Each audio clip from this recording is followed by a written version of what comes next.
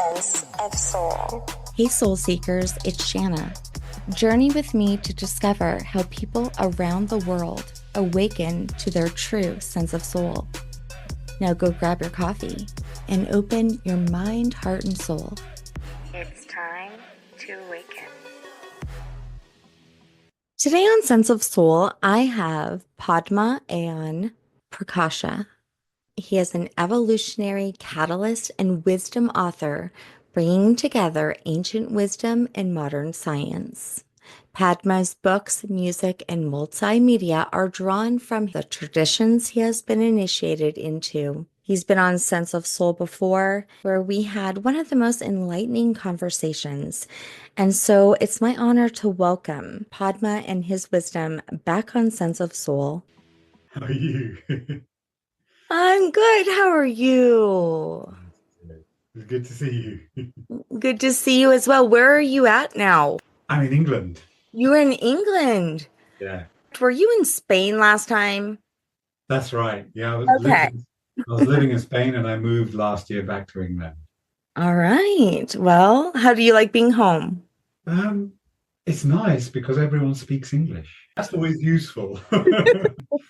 Is the light okay behind me there? Yeah, it's fine. You look divine. Okay. Well, I'll take your word for it. I'm actually in my youngest daughter's bedroom Ah. today. My oldest daughter just got me this for Mother's Day. Do you know who this is? No. Okay, so she was like one of my favorite cartoons when I was little. Out of her chest would come the rays of the rainbow. Right. Nice. I know. That's beautiful. Yeah, I was so excited when I saw it. I was like, oh, my favorite cartoon. Oh, that's so sweet. Which is kind of interesting now since, I work so much with the chakras. And that is kind of my purpose to spread the wisdom of that subtle body. Right. Yeah. Often what we felt most drawn to as children is what we end up doing in later life. So that's true. I 100% believe that. I would have like 10 Cabbage Patch Kids pretending I was the mom and running around my little pretend car. That happened. Not 10, but half that. It sounds like fun. You know what else I would do? I would teach my little brother the Bible. It was a kid's Bible, so it wasn't like word for word scripture. It told the story of Jesus. And now as an adult, my truth of what I've read in the scripture and I've learned of Jesus through the Gnostic Gospels and even through your book, was it called the Christ Blueprint? That's right. Yes, yeah. It is. I have it. And I'm pleasantly surprised to know that Jesus was a lot like me, a lot like you. He wasn't untouchable. In fact, I would say he was divinely defiant against the systems, against the government, against religion. Exactly. And he was shaking things up. He wasn't conforming. Exactly. And he was very human too. He had like human feelings. He felt sad, he felt despair or joy, he felt anger, he felt love for his wife. So he felt all these things. So is that the Christ consciousness, that we're trying to connect with? It's inclusive of everything. It doesn't exclude anything. So yeah, I think that's what a lot of people get wrong, is that they don't understand that in Yeshua's eyes, we had three different parts of ourselves. We had the nafsha, which is kind of like the ego, body, mind, self, with all its voices and needs and wants and things like that, And then we had the ruha, or the soul. And then beyond that, we had the inanna, which is the I am presence, or the universal field. That is what everything arises from and everything dissolves back into. So in that I am, there is no you. There is no ego you. There is no soul you. I would separate you. Yeah, but it's just a beingness. But within that beingness, the soul and the nafsha are connected to that. They're not separate from that at the same time. So everything was included, but obviously we want to be under the guidance or in the presence of the I am, the Inanna, and then that guides the soul, and then that guides the ego. So the ego is just a servant, and even the soul is just a servant. So instead of the ego being the master, you know. Yeah, we've become a bunch of sheep. Exactly. But Yeshua even loved the sheep. It's true. Yeah. I mean, in the Bible, they talk about that. He says, I lay down my life for my sheep, meaning that he sacrifices himself on one level in order to help people. But on another level, it means that he has to lay down his ego, and he even has to lay down his soul in order to properly guide and teach and lead the sheep of other people, but also of his own ego and his own soul. But yet we've been told that this is who he is. We have been told this is what he wants you to be. But yet it was kind of the complete opposite of his entire mission. Yeah. I mean, there's been a lot of mistranslation of the Aramaic, which is the language that Yeshua spoke in, that he taught in, that he transmitted in, that he breathed. And Aramaic is a sacred language. So sacred languages like Aramaic or Sanskrit, Hebrew, they all work on 7 levels of meaning. So one person can translate it from one level of meaning. Let's say they're in the nafsha or ego, so they're translating it from that perspective. And then another person can listen to exactly the same thing, and they'll be translating or hearing that or receiving that in their soul, in their ruha.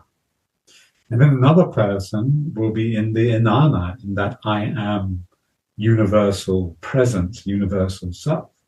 So they'll translate it in a totally different way. So Yeshua knew this, when he was speaking, when he was sharing the Lord's Prayer, when he was sharing the Beatitudes, and when he was sharing his final teachings, which were all about the I am mantras or the I am codes, which are very famous, like I am the light of the world, and I am the way, the truth, and the life, and so on. I am the bread of life. But he wasn't saying that I am, as in me, I am the way, the truth, and the life. He was saying the I am, that is the same in you as the same in me, the same that is in everyone, and maybe everyone hasn't recognized that within themselves, but that same I am is the way, is the truth, is the life, is the resurrection, is the beginning and the end, is the light of the world. So he wasn't talking about himself. So once you understand that, then as is translated properly from the Aramaic, then you got to look at, okay, so what is this I am? And what was he actually saying? Because what we've been told he's saying about all of these things is quite incorrect, or is just coming from an egoic, purely mental, linear, 3D perspective. So that's when it gets really interesting, because then you really go into Yeshua's real teachings, and that requires, some intelligence and scholarship, but it also requires, a deep immersion in meditation in those sacred sounds and in those sacred mantras. And then that gives you the access to what Yeshua was really saying, and even more importantly, the access to the experience that Yeshua was coming from, or the experience that he was inhabiting, or the experience that he was living, which is the I am. So in the last year of his ministry in Palestine, he recognized that all the apostles and disciples were all looking to him and him alone. So they were deifying him. And he understood that this was not what he wanted to share. So this is when he started to share about the I am mantras. The first one, which is I am the bread of life, which is Inanna Alachma. So he started to share these sayings and teachings, but also mantras, as in a way that people could access directly for themselves that vibration or that pathway. So in one sense, Yeshua created this whole meditation embodiment system to bring his apostles out of this deification of him and worship of him as God, and to get them to come into that universal I am presence within themselves, to empower them. And guess what? It worked, because when he was crucified, all the apostles went off, were fully empowered, and then went off to Italy, to Greece, to France, to India, to Turkey, all over the Middle East, Europe, and even Asia, to teach and to transmit what Yeshua had taught. So it worked, because he only started teaching these I am mantras 1 year before the crucifixion and resurrection. So that gave all the apostles time to step into that I am presence within themselves and not just be deifying or worshipping Yeshua, which is not what he wanted. He wanted people to be liberated. He wanted people to be free. He wanted people to be in the same consciousness he was. And so that was a big part of his purpose and mission here on earth. And then, of course, his wife, Mary Magdalene, and the other female apostles also continued that in France through the feminine Christ and through the divine feminine pathway.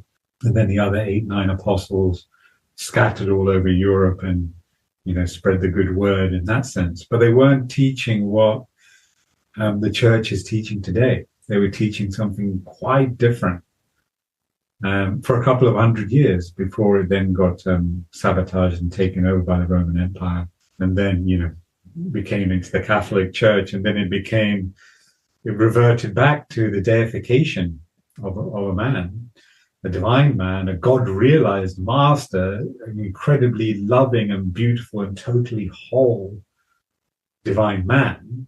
But still he was a man. Still he got angry. Still he, I'm sure he had arguments with Mary Magdalene. They weren't perfect. They were husband and wife. They were making love. They were running around and doing their things, And he also, told people off. He told the apostles off when they were being out of control or deifying him too much or just basically being ignorant. So, he had the human experience like we do in certain aspects. But of course, he had that full mastery over his ego. He had the full mastery of his soul too, because he knew that there was something beyond the soul, which is the inanna, or the I am. And of course, beyond that, there is Allah, or Abun, so God.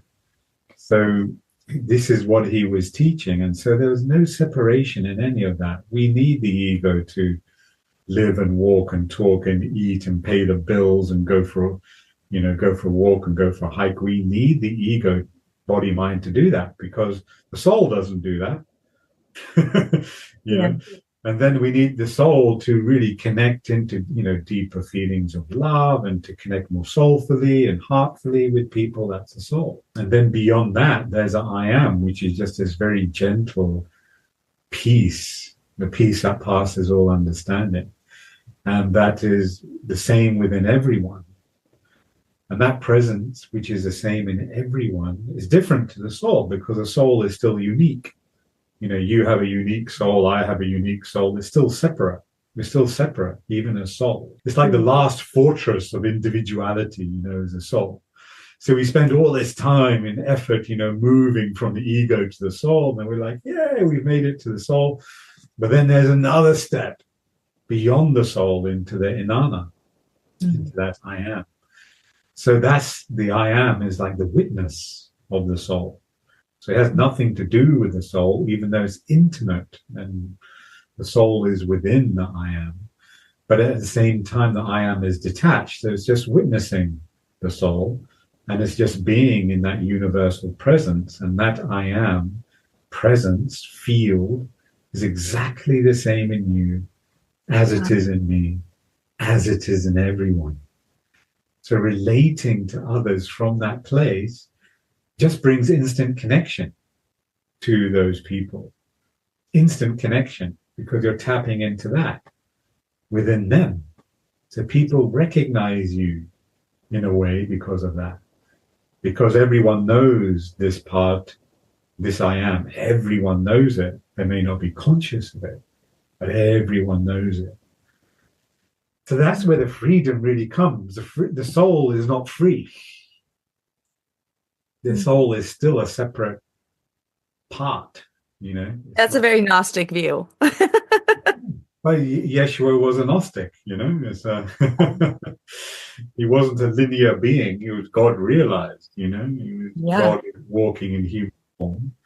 So he understood everything, you know, and he tried to teach people that as well. You have so much wisdom. You have studied many different belief systems and cultures.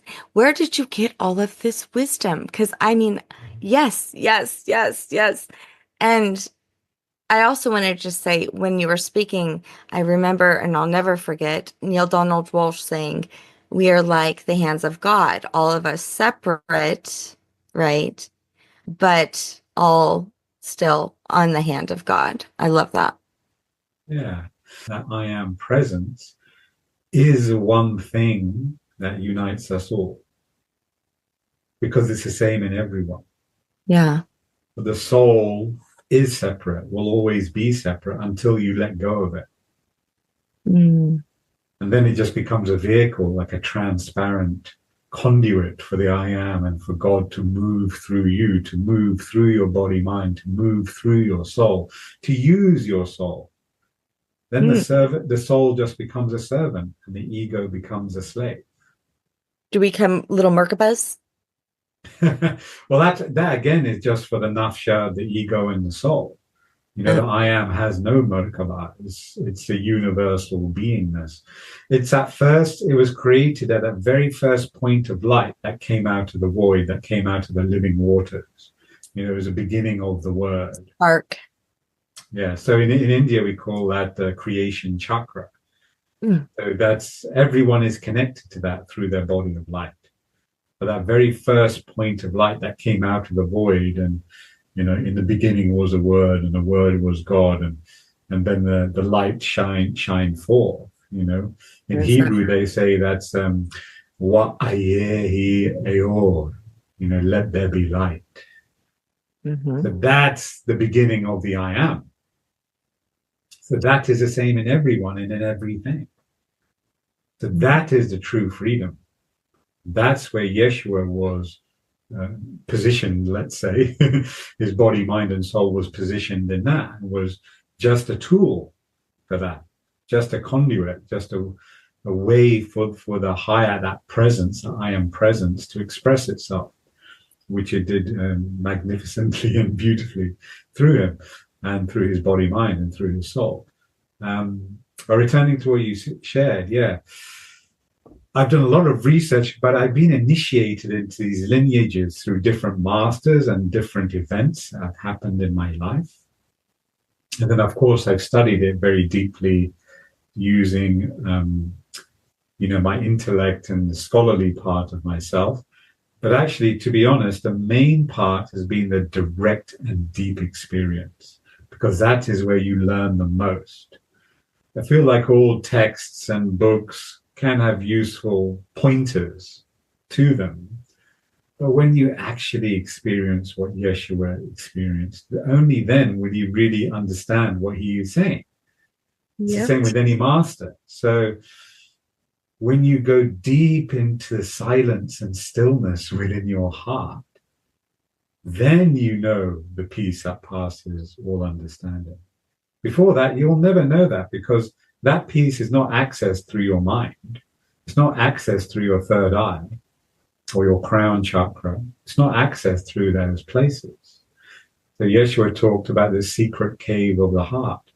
And in the Indian and Egyptian traditions, they talk about exactly the same thing.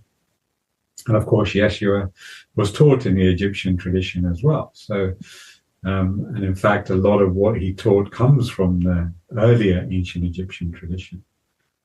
So it's only when you have the direct experience of, you know, the silence and stillness in your heart, and no matter how you try, how much you meditate, you'll never get to that complete silence. It's a silence that's within you and a silence that is outside you. So actually, it's a silence that's everywhere. That is the peace that passes all understanding. Well, there you go, right? You just quoted Thomas, right? The kingdom is inside of you and outside of you. When you come to know yourself, then you will be known. Exactly. That's how you experience it. And it's very simple and direct. So, for example, when Yeshua said, I am the resurrection and the life. So when you feel the life is the life force, wahai, in Aramaic is what he said. Wahai. So that is the life force. That's what he was saying. So he was saying when you plug in directly into a life force, which then connects to the life wave, that connects the whole web of life, that connects all beings, because all beings are alive and all beings have life force. When you connect into that, it's totally ecstatic. It's even orgasmic in a way, and so it's only when you're in that mantra and your whole spine is undulating, you're in so much joy because all the life force is moving all the way up and down your chakras, from root to crown and out into your light body, and then down from your crown into your root and into your feet and into the earth. You just become this transparent conduit for God, basically. And that's the greatest joy. So when Yeshua says, I am the way, the truth, and the life, or I am the resurrection and the life, he's saying, clear yourself and ignite your life force, your Shakti, your Kundalini, because when you do, that's how you will experience the way and the truth, which is totally opposite to what the church has told us. They're all very stiff. They're not in their bodies. They're not in their life force. They can't even dance or move their bodies properly. They're all stiff. Yeshua was totally the opposite. He was saying, if you don't know how to dance, then you don't know how the world operates. You can't know God if you don't know how to dance, or something like that, he said in the Gnostic Gospel. And that's totally true, because it's only when you have that life force fully flowing through you and you're totally alive, can you feel that joy? And can you feel that aspect of God that is totally alive, that is totally present, that is totally embodied, that is totally happy, that is totally in that fire of life, So Yeshua was very embodied in that as well. And that's also why he could do what he could do. He wasn't stiff, wearing a suit and tie and walking around very prim and proper and, yes. No. Yes, tip my hat to you. No, he wasn't doing that, He was very fluid and very free. And obviously he was making love to his wife. And I want to talk about that, because I think in the Gnostic Gospels, I got to see such a part of Mary Magdalene, especially in the Pistis Sophia, that I connected with so much, because she was so curious and she was seeking, and she challenged Jesus and asked more questions than anyone else. And reading her, I'm like, this is like how I am, right? And as a teacher myself, I have learned the most from my students. That is, like, even as a parent, that's my wisdom. My wisdom has come from, being in that leadership role. So I wonder how much of Jesus's journey, had he learned from the human experience and from those he was teaching. Well, definitely he learned with Mary, and Mary Magdalene is a divine feminine. So in my direct experience of Mary Magdalene, she is fully alive. She's fully in her heart. She's fully holy, but she's fully and sacred. But there's such a love and a sensuality with that as well. So you can be sensual and holy. You can be alive, fully alive and bubbling with laughter and joy and vivacity, and at the same time be totally sacred as well. And the first time I experienced that, which was in the south of France at her sacred site, I was totally blown away because I'd never felt a woman or a feminine presence like this. I'd felt like Divine Mother, and I'd felt like, the purity of the feminine. I felt the wildness of the feminine. I'd felt all these different ones, but to have it all in one package, like this sensual, holy, joyful, laughing, joyful, feminine presence all in one. Sounds like the triple goddess all in one, the many, many aspects of a woman. Exactly. But every woman has that within her. They just need to ignite it. And so when I experienced that was a real eye-opener for me, because I've never experienced that before. And it was human as well. It wasn't detached or transcendent or out there somewhere. It was fully human and fully divine at the same time. And there was no separation between the two. That's why it was super sensual, but super holy at the same time. It was like you are praying and making love at the same time. Like making love is the prayer. Right. And that was such a teaching for me to then, put into practice with my partner, because I understood that then making love as a form of prayer, fully in my heart and fully praying at the same time as making love, just was like rocket fuel to my path. Was like rocket fuel. It moved and touched things that no matter how much I meditated or prayed or did all these different spiritual practices, just this simple act of praying when making love, and truly making love, because you're praying, you're bringing God into the bedroom, and you're palpably feeling that in your heart. It's like it totally accelerated any and all healing. Was the energy of creation. The energy of life, yes. Right. But it's also that, that transcendent God, that divine love, but bringing that into my body, bringing that into my heart, and bringing that into the action of making love. And that just healed so many other things that other approaches couldn't heal. The first time I did that, I was crying, and so was my partner. We were both crying because we felt so much love with the life force, but also all these deep emotions also arose within us as well. So it was like deeply healing. Yeah, people are afraid to talk about this too, because they have so much shame around this. And I don't think it was meant to be that way ever, because I do believe that it could be a sacred practice. Exactly. For sure. It's holy lovemaking. And actually, in the Hebrew tradition, they talk quite a lot about that. But of course, in the Indian tantric tradition, it's the most alive, as in it's being practiced. So, part of that tradition, which I'm pretty sure was also done in the Hebrew and Aramaic traditions, is the anointing of the goddess. So I've had something similar done to me, where by two high priestesses at an Indian temple, even just a few years ago.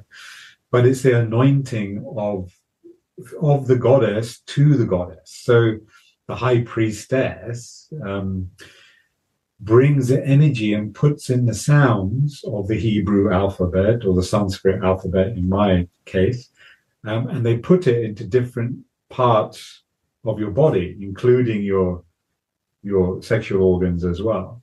Okay. And then, so that kind of anoints you. It purifies you.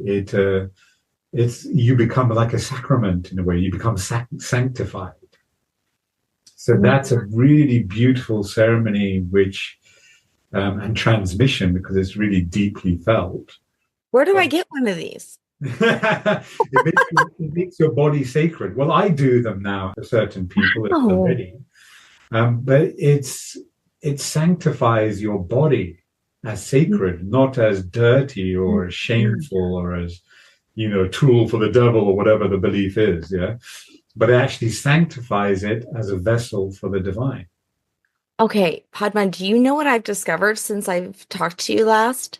So we talked in the last episode, which all listeners should go back and listen because it was one of my most favorite conversations I've ever had.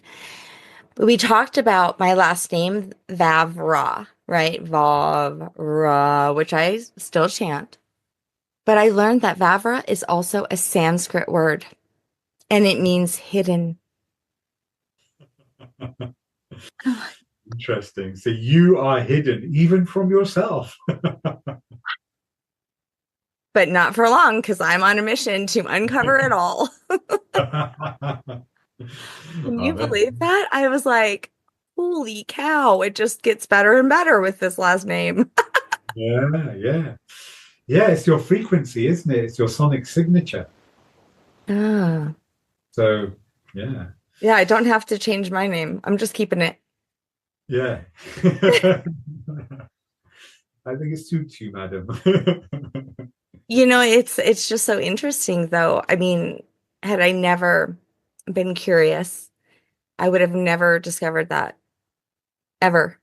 I Yeah. mean, how much is in the blueprint that we've created, that is right there, hidden in plain sight, but yet we're too busy, in our lives, keeping up with the Joneses, as they say here. Yeah, all the ego mind stuff, as Yeshua would say, the nafsha. But yeah, when I'm teaching, I've taught many courses over the last few years about these I am mantras, and in every single group, I'm teaching one right now, actually. Really? Online course, yeah. For a lovely group of people, very sincere. And they are having profound experiences, like they do in each of these I am courses. But they're having huge healings happening and going into pure stillness and silence, and huge openings happening in their chakra systems, because the I am mantras connect, each word connects into a different chakra. So, for example, that inanna connects into your heart. That means I am. But then, for example, wahai, which is the life or the life force, that's connected into your sacral and root chakras. Okay. As an ignition of the life force, So, of course, that life force then travels up the spine into the brain and, opens up the chakras. So each of the mantras that Yeshua shared in the 7 I am codes, each of them plugs into and connects the whole nervous system. So it's like this exquisite light engineering that Yeshua saw and then spoke and then taught people how to meditate in that way to activate, open, clear, and heal themselves. That was not reliant on him. I mean, yes, he saw it, and yes, he spoke it, and yes, he taught it. But then he left. Like literally a year later, he left. And then all the apostles, and of course, all the disciples, of which there were hundreds more. And women included. Yeah, I mean, 4 of the apostles were women out of the 12. So all of these other hundreds of men and women were then left with these mantras and these teachings and these practices to do that Yeshua had taught them. And so they could continue evolving. They weren't like suddenly left all bereft, like, oh no, Yeshua's gone, what am I going to do? Most of them had been taught in private, in Joseph of Arimathea's house in Jerusalem, and also in Galilee, at certain caves and certain other wealthy people's houses who are followers of Yeshua. So a lot of people have been taught in a lot of different places by Yeshua at how to connect into that God self, into their divine spark, into that I am presence. So, yeah, in these courses that I'm teaching, I've done maybe 3 or 4 years now of this. And it's utterly profound for them. And it's really wonderful for me to see how deep it ignites in your average human being. and how deeply people are healing and how deeply people are going into the I am and how happy they are and how joyful they are, but also how deeply they are meditating as well within that, and how much their hearts are opening. So, this meditation system of the I am mantras certainly works, because I've experienced that many, many times now with hundreds, if not thousands of people. So, yeah, I know it works, and so do all the people who have done it. And it's, if you really want to know and learn what Yeshua was teaching, the best way to do that is to experience it. Yes, to understand the Gnostic Gospels and these teachings is great, but it's much better to directly experience it, because then, only then will you truly know what Yeshua was saying, what he was really teaching, what any master was teaching, what Mary Magdalene was saying, what the true saints in their Christ conscious lineage were saying as well. Only then will you truly get it. So it's always like, it's always having the direct experience is the most important thing. And then having, as a secondary thing, the intelligence or the scholarly understanding, which changes quite a lot when you have the direct experience. That's what I've been experiencing, because mine was not scholarly first. First it was my own experiences that led me there. And to me, that would make more sense when they say a living scripture. Exactly. You are the living scripture. Right. You are that. You are that. Yeah. And that's, having that direct experience has been really lost in the Christian lineage, which comes from the ancient Egyptian lineage. So there's a huge amount of evidence that shows that in what Yeshua taught and what he called himself. Like, for example, I am the good shepherd is actually a term for Horus and Osiris in the ancient Egyptian lineage. And then if you look at the stories of Horus and Osiris, there's like hundreds of parallels to virgin birth and being born under 3 stars and being crucified and this and that. It's the same story that Yeshua lived. I know that people hear this often. Oh, they just stole this story from mythology. Or is it that this is happening and this will continue to live and embody in people, and their stories have been told, like Jesus, like Osiris, right? Or Dionysus, Mithra. All of these stories are kind of testimony of what we are coming to today to find within ourselves. Right. Yeah. I mean, it's like a divine pattern of enlightenment. Yeah. So that was started even before Egyptian times, but we have records of it from ancient Egypt.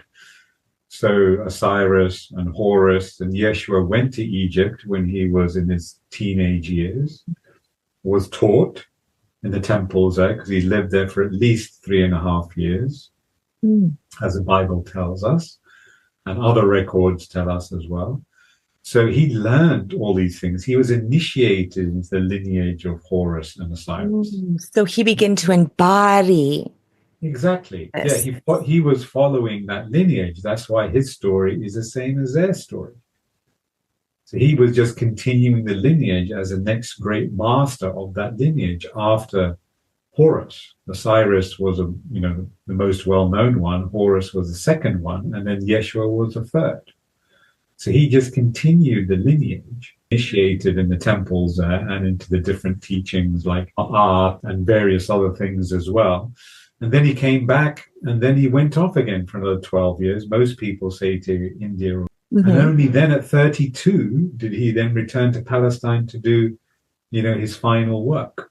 He was following the lineage that he was initiated into.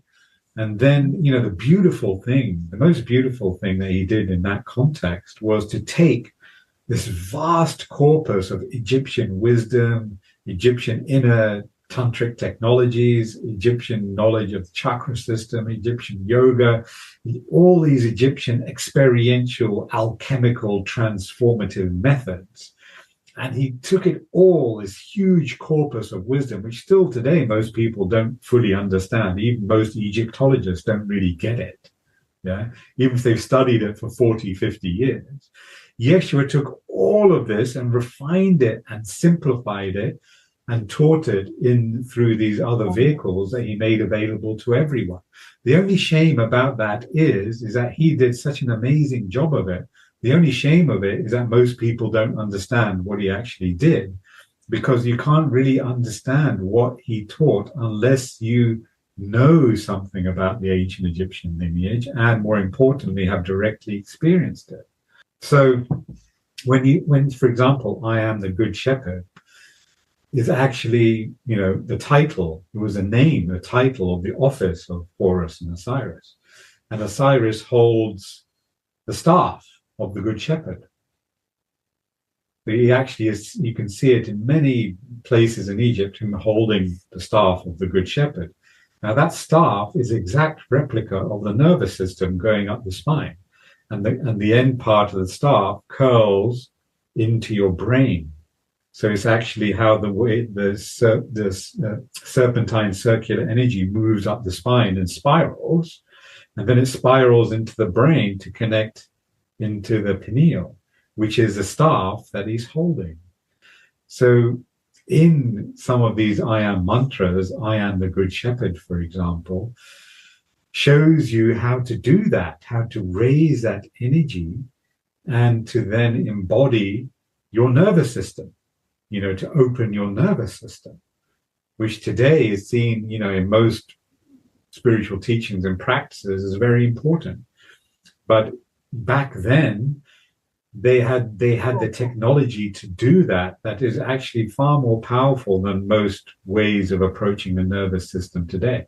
And obviously it worked because Osiris and Horus and Yeshua and others embodied that, and then they taught that as well. So there's a huge amount in the ancient Egyptian lineage that when you understand it, you can really understand what Yeshua was sharing. And Yeshua was very open about it. It's just that most people today don't understand it because they're looking at it from a very narrow lens.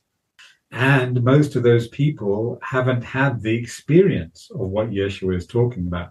So basically, you have 3 levels of totally mistranslating everything that he said. And so that's why the distortions have happened. And that has led to a lot of these, very painful and harmful things like child abuse and like the Inquisition and like the total denigration of women and various other abuses and wars and abuse of power and money and this and that. A lot of it has come because they have totally mistranslated what Yeshua is sharing. They have totally intellectualize the teachings, and they have not had the direct experience of what he was sharing, and they don't know where it comes from, which is from ancient Egypt. Why see black and white when there's an entire chakra of colors, right? Exactly.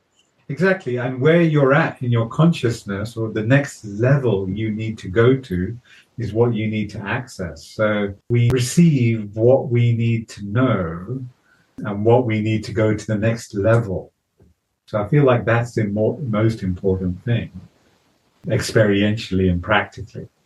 Now, for a teacher has a different responsibility because, as Yeshua said, I lay down my life for my sheep, which means that has many meanings. But in this context, it's I lay down my ego mind, I lay down my soul, so then the I am can move through me and give the best teaching of all to not only other people, which are the sheep, but also the sheep that is my own ego, Mm-hmm. So in that sense, a teacher has a different level of responsibility because a teacher has to know all of it, not intellectually, but be plugged into that, can share the right wisdom at the right time for the right person. But the only way you can do that is if there is no I there. You have to be that total transparent conduit. You have to be the hollow reed. You have to be the sacred, hollow pipe that allows it all to flow through you. And so the mind is surrendered to that I am. The soul is surrendered to that I am. Then you can be the good shepherd. Then you can share with people what is totally right for them in that perfect moment. Because your mind cannot do that. The ego cannot do that. Even the soul can't do that. The soul can do a little bit of that. But if you're going to deliver the perfect thing in a perfect moment, you will never know what that is. It will just happen through you. God will move through you and deliver that through your surrendered body, mind, soul. That's what Yeshua was, one meaning of what he was saying when I am the good shepherd. And so the teacher has that deeper level of responsibility, but that responsibility comes from them having gone deeper within themselves and opened themselves and surrendered themselves to God. Because ultimately, what's a true teacher on the lineage is one who has surrendered to God. So then everything can happen. So, a lot of the wisdom that flows through me happens spontaneously in the moment. And so I have had to learn certain things, but it happens in the moment, and it happens because I have surrendered. I am fully devoted and dedicated to helping humanity in everything that I do. And that's very clear, both within myself and to God. And that can't be planned. No. I mean, not at all, not at all. I mean, that surrender. A lot of people say it's like, a gradual thing. And in a way it is, but for me, it was totally unexpected and totally spontaneous and totally heartbreaking or heart-opening in that sense. And after that, my whole life was different because I didn't worry about anything. That's the first thing. First effect is that you don't worry about anything. You know that everything that is happening in you and around you and to you and for you is being given by God.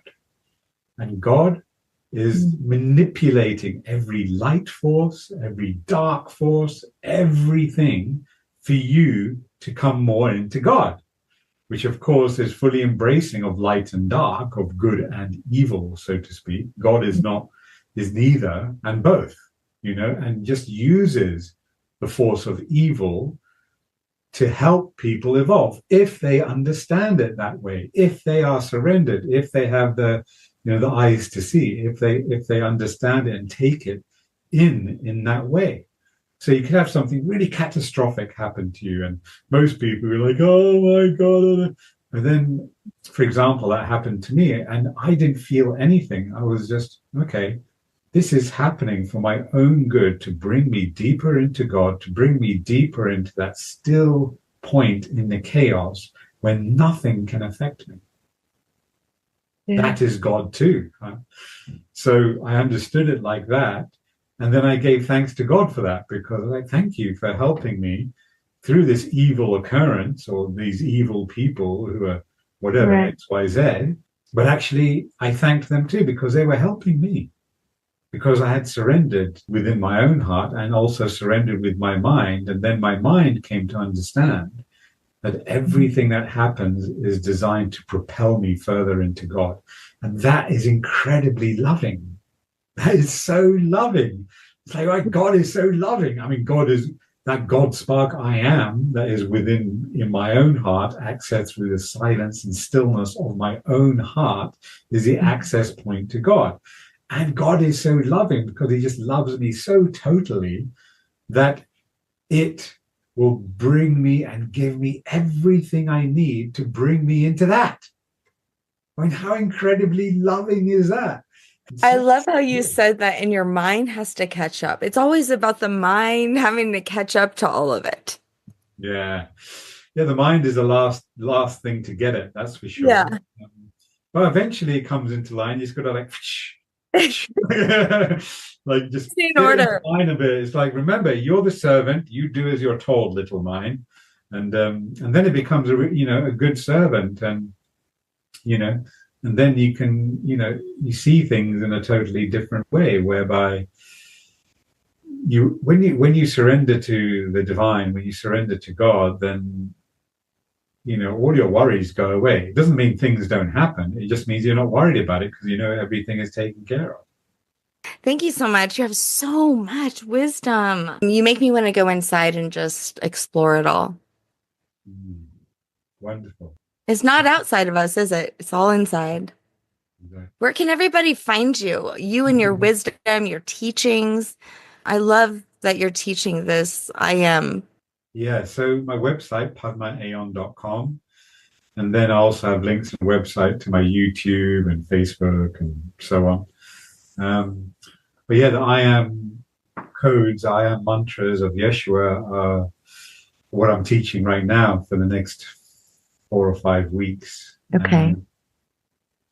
Yeah, that's, if I was just to sum up 3 words from all my students on it, powerful, loving, and healing on the causal level, not on the effects, but on the causal level. So, yeah, I love seeing that in people, and people genuinely transforming, because it's only when people transform out of being led by their mind that then that has a genuine effect on all of humanity.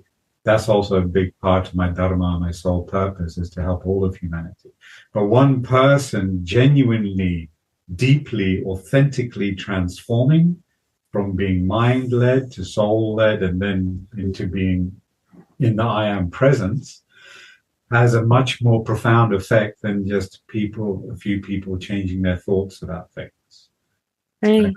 So I love my work because it affects individuals, but it also affects the whole collective as well. And that's always been very clear for me right from my early 20s, when I started to realize a little bit of something about something, is that, yes, that's the way to do it, because actually, what has Yeshua said? What have all the bodhisattvas said? They said, we're here to help all beings.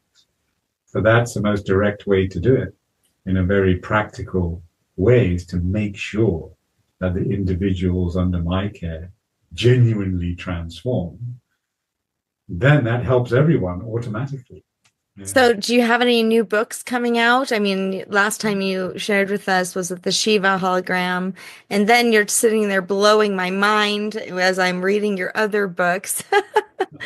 But yeah, please share, your books and where everyone can get them as well. Oh, most of them are through inner traditions. They're all on my website. The book I'm writing at the moment, I finished writing, is called the I Am Mantras of Yeshua, the I Am Codes of Yeshua, or just the I Am. But that is only given to people who do the courses. That's just what I feel to do at the moment, is to keep it in that kind of sacred container. But that may come out to the public at some point. Yes, all my books are drawn from all these different lineages I've been initiated into. And what I'm most excited about at the moment, actually, is drawing the most powerful aspects from all these lineages, like the ancient Egyptian, the Indian, the Tibetan, of course, the Christ consciousness lineage as well, drawing the most powerful parts from each of them and putting them into a year-long course, which I'm calling the Awakening Intensive. So after 20 years of teaching this, I've seen which ones are the fastest, most direct, most efficient, most powerful methods to awaken. And so now I've brought the pieces together from these different lineages that work the most powerfully and propel people into the deepest transformations, and brought it all together into a year-long course, which I'm probably launching around solstice in about mid-June or so. So I'm really excited about that, because I really feel the time is here for people to really rapidly transform using time-tested, successful methodologies from the world's enlightenment traditions. And when I say enlightenment traditions, it means that traditions that have produced the highest number of enlightened beings throughout history. So the Christ conscious and ancient Egyptian lineage and the Indian lineage have produced the most enlightened beings in the last 5,000-6,000 years. So obviously they're doing something that works. So it's those lineages I'm initiated into. So I've drawn some of the best, fastest means of transformation from them that I've been working with thousands of people over the last 20 years. And now have brought it into one kind of coherent package. So I'm very excited about that because it's super accelerating for people, and it's coming from a really clear and strong lineage that has produced, many hundreds of thousands of fully awakened beings.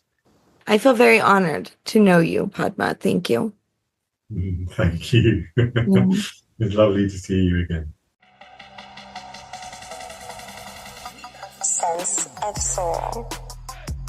Thanks for listening to Sense of Soul podcast, and thanks to our special guest. If you want more of Sense of Soul, check out my website at senseofsoulpodcast.com. It's time to awaken.